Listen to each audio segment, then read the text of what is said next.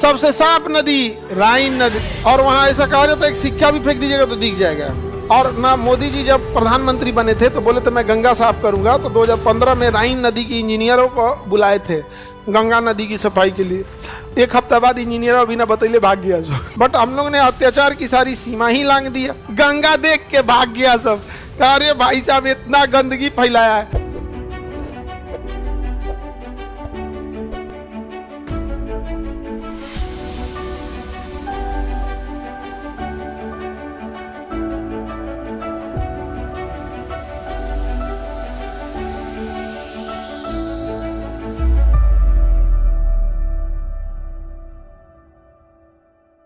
Germany की गंगा राइन नदी, सबसे साफ नदी राइन नदी, सबसे ज्यादा नाव चलती है राइन नदी, सबसे बिजी यानी व्यस्त रहने वाली, क्योंकि कोयला का ढोते हैं उस पर नौका पे कोयला लाद लाद के ले जाता है। सोचिए उसमें कोयला लाद के ले जाया जाता है, फिर भी सबसे साफ है, फिर भी सबसे साफ है।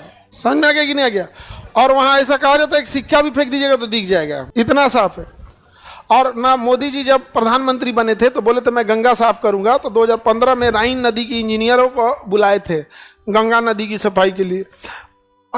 एक हफ्ता बाद इंजीनियर बिना बतैले भाग गया जो। कहा बोलेंगे मोदी जी को? मोदी जी तो बोले थे कि हम गंगा साफ करेंगे। अरे भैया मोदी जी को भी यही समझना चाहिए, पहले पब्लिक को भी तो देखा जाए। पब्लिक जब तक जागरूक नहीं होगी आप कितना, आप एक ओर से बनाएंगे एक ओर से बिगाड़ना चालू करेगा सब।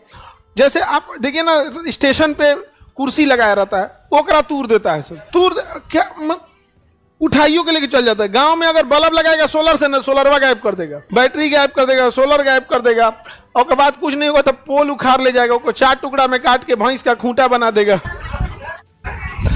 वो पंपिंग सेट वाले का पाइप, पानी वाला पाइप, और लेके भाग गया सब। अरे बाबू बहुत होता है। राइन नदी का इंजीनियर ना गंगा देख के भाग गया सब।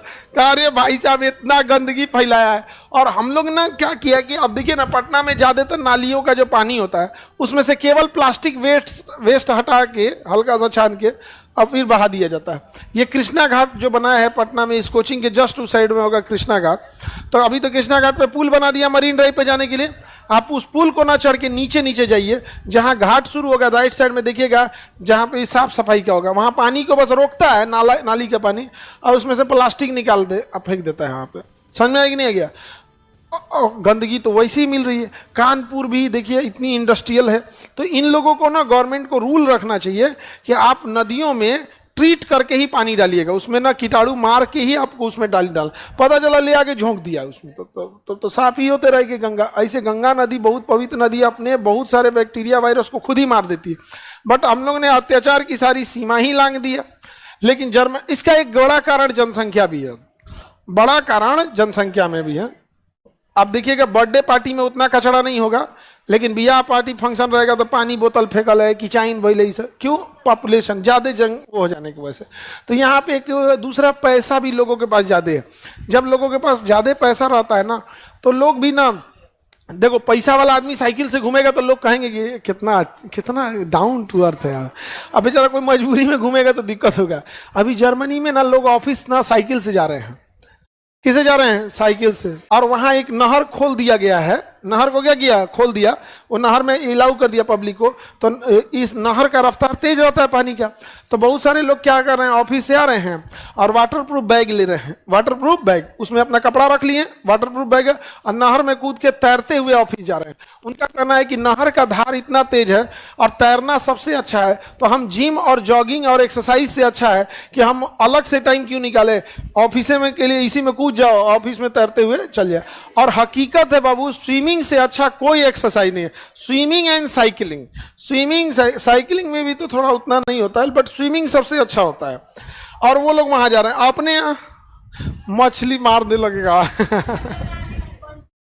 बंसी फंसा के कोनो कर्मचारी को फंसा लेगा। ऑफिस जा रहे थे, टांग ले गए में फंसा। आइए अब रिश्वत दीजिए तो छूटेंगे। और ये तो यूरोप की दूसरी सबसे लंबी नदी डेन्यूब।